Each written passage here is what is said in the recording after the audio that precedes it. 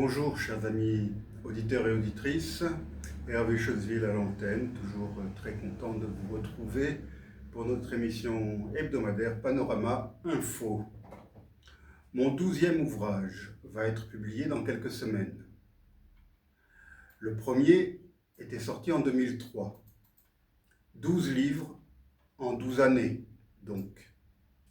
Jamais, lorsque j'avais entrepris la rédaction de mon premier ouvrage, je n'avais pensé persévérer autant de temps dans cette voie. Lire a toujours fait partie de ma vie quotidienne, et c'est une véritable passion. Il m'est impossible de passer une journée sans lire, et j'ai toujours un livre sous la main, même quand je viens à la radio, quel que soit l'endroit où je me trouve.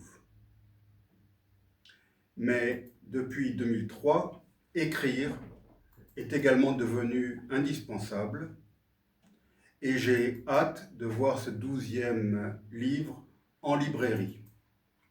Il s'intitule « À la rencontre des Enaoene-Nawe » et il est sous-titré « Voyage humanitaire au Mato Grosso ». Il sera publié par un éditeur parisien, les éditions Maya. En effet, j'ai fait une infidélité à ma propre maison d'édition car cet ouvrage me tient particulièrement à cœur et j'ai tenu à ce qu'il soit disponible ailleurs qu'en Corse. C'est pourquoi j'ai opté pour un éditeur parisien. Hier, j'ai approuvé le projet de couverture qui est illustré par Donalice, l'un de nos élèves Enaoene-Nawe, lequel a de réels talents artistiques. Pourquoi parler de ce livre alors qu'il n'est pas encore paru?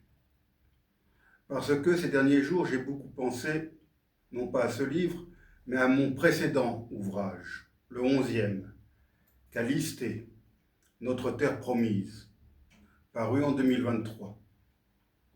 C'est le seul de mes 12 livres qui soit entièrement consacré à la Corse.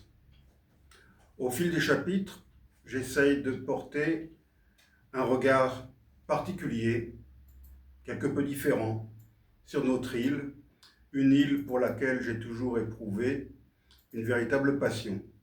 Passion pour son histoire, passion pour sa culture, passion pour son patrimoine architectural et bien sûr, passion pour ses admirables paysages qui avaient déjà séduit les Grecs anciens il y a 3000 ans, lesquels l'avaient surnommée Calistée, la plus belle.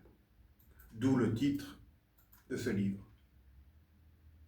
Dans l'un des chapitres de cet ouvrage, j'évoque les églises et les chapelles édifiées à l'époque de la domination pisane, c'est-à-dire entre la fin du XIe et la fin du XIIIe siècle, et qui parsèment la campagne et les montagnes corses, du nord au sud et d'est en ouest. Ces austères édifices religieux sont parfois très imposants par leur taille, comme l'ancienne cathédrale de Mariana, connue localement sous le nom de Canonica, ou celle de San Fiorenzo. D'autres sont vraiment minuscules. Nombre d'entre elles ne sont plus que des ruines, malheureusement, des ruines perdues au milieu du maquis, dans la montagne, comme la belle Ghesanera, au-dessus du village de Pieve, dans le Nebbio. Fort heureusement, certaines ont bien été entretenues ou bien restaurées, et elles sont devenues des emblèmes très connus et reconnus de l'architecture de cette période, comme par exemple l'église San Miguel de Murado, toujours dans le Nebbio, ou celle de la Trinidad à Areño, en Balagne. Ces deux églises méritent bien leur renommée, avec leurs nombreux et charmants motifs sculptés sur leur façade et l'extérieur des murs, et surtout avec leurs pierres de couleurs différentes qui leur donnent cet aspect polychrome qui, en fait, n'est pas vraiment polychrome, mais plutôt dichrome. Ces deux églises, comme la plupart des églises pisanes, sont sobres intérieurement, mais tellement élégantes extérieurement. Elles n'ont que peu d'ouverture et l'intérieur demeure plongé dans la pénombre et la fraîcheur, même en plein jour et en plein été. J'ai un faible pour toutes ces églises et chapelles pisanes, rurales plutôt qu'urbaines. Je les préfère aux églises baroques surchargées que l'on retrouve dans toutes les villes et les villages de Corse.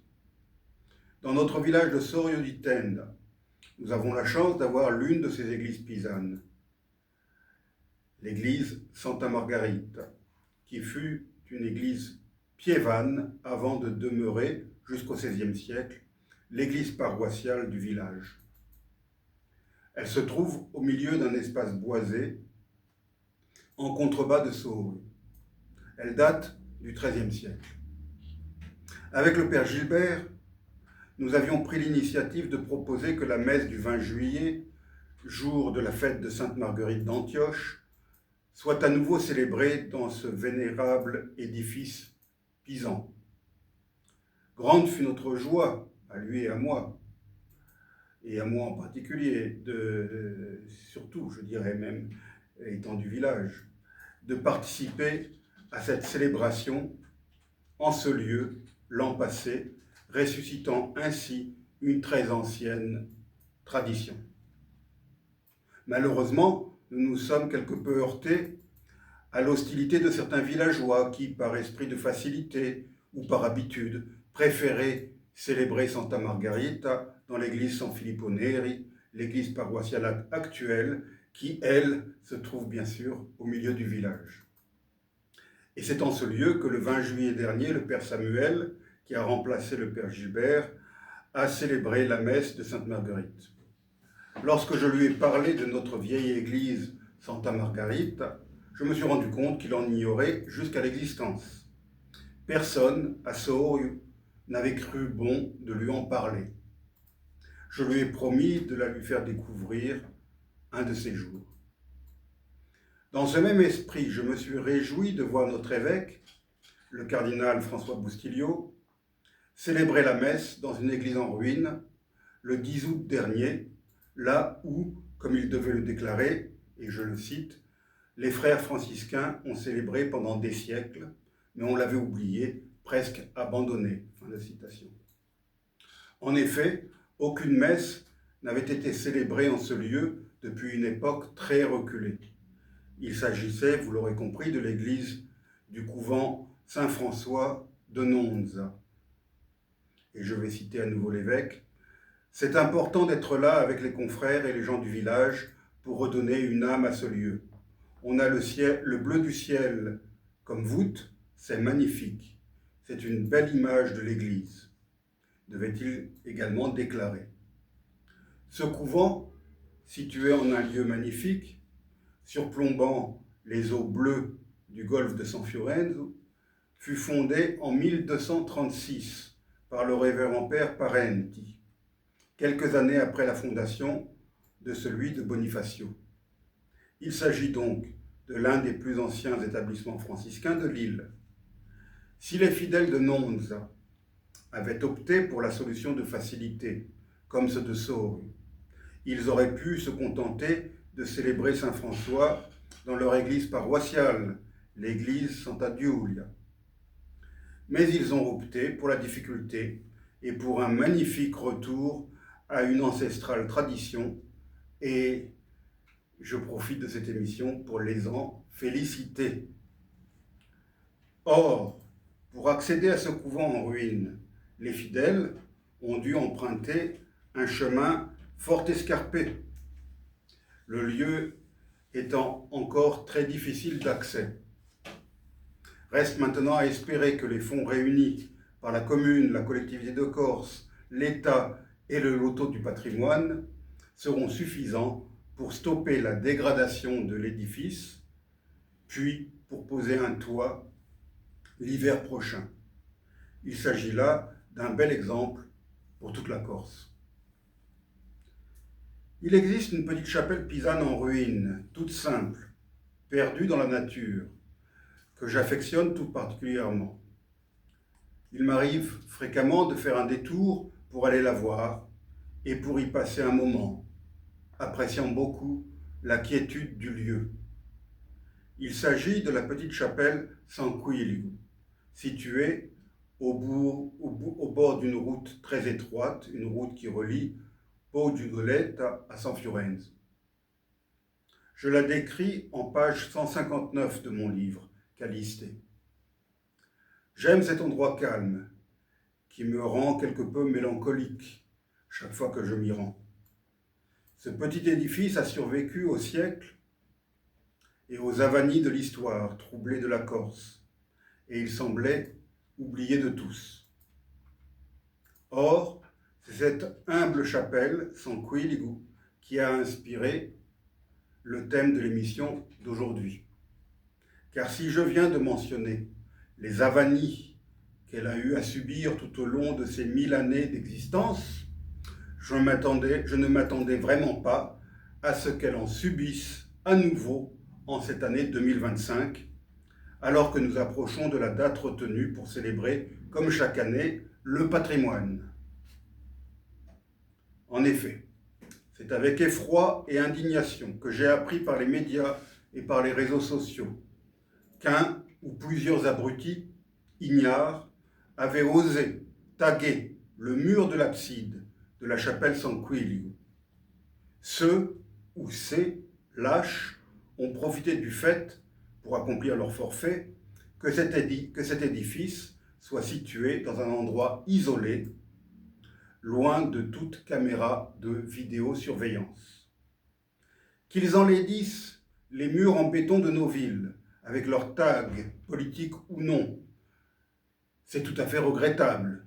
Mais qu'ils aient osé défigurer une chapelle en ruine vieille de 1000 ans, c'est tout à fait intolérable, inadmissible et tout simplement méprisable.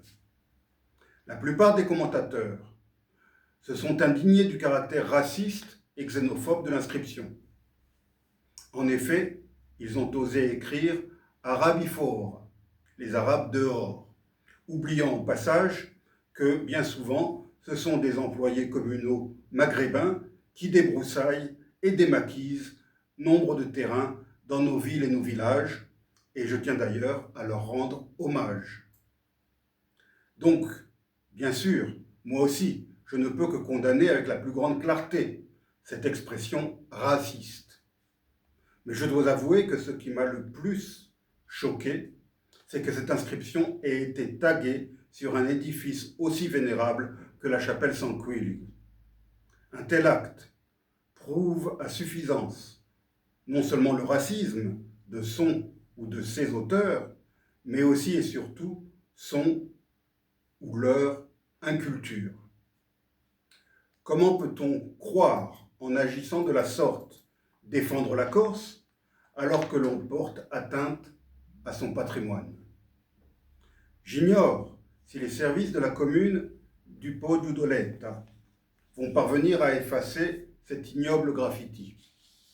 Quoi qu'il en soit, je sais que ce ne sera pas chose aisée, car les pierres de l'abside ont certainement été profondément imprégnées par l'encre ou par la peinture utilisée par ceux ou ces indignes abrutis. Comme je l'ai dit, ce forfait a été accompli en pleine campagne, loin de tout, au bord d'une route très peu fréquentée. Il ne sera donc pas facile d'identifier et d'appréhender son ou ses auteurs. Si malgré tout, cela devait être le cas, je ne souhaite pas que ceux ou ces individus soient envoyés en prison. Je souhaiterais plutôt que la justice les condamne à une longue peine de travaux d'intérêt général, durant laquelle ils pourraient être utilisés pour tenter d'effacer tous ces hideux graffitis qui enlaidissent les murs de nos villes et de nos villages ou les bords de nos routes. Ils pourraient aussi être utilisés pour participer au travail de restauration de tous ces éléments de notre patrimoine, souvent laissés à l'abandon depuis trop longtemps. Un tel travail, certes pénible, pourrait leur faire comprendre, peut-être, où se situe le véritable combat pour la défense de la Corse. Et s'il leur restait encore quelques heures de travail d'intérêt général, ils pourraient aussi peut-être prêter main forte pour le débroussaillage, aux employés communaux maghrébins auxquels je faisais allusion tout à l'heure. Partager un casse-croûte avec eux durant la pause leur permettrait peut-être de comprendre que ces gens sont des êtres dignes de respect et même d'amitié.